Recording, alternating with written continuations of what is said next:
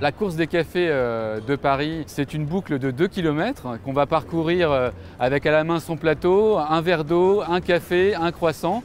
Et il ne faut surtout pas renverser ce qu'il y a sur le plateau. Et sans courir, c'est le défi de cette course des cafés de Paris.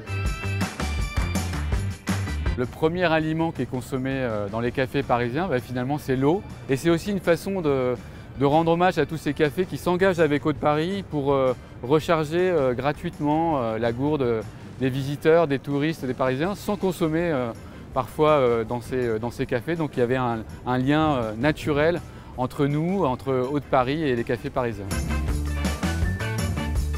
Alors Eau de Paris, ça fait longtemps qu'on est très engagé dans la lutte contre la pollution plastique et de faire revivre cette course mythique des cafés parisiens. C'était l'occasion de mettre en avant finalement l'eau du robinet à Paris avec nos partenaires, les cafés parisiens qui font partie du patrimoine de cette ville.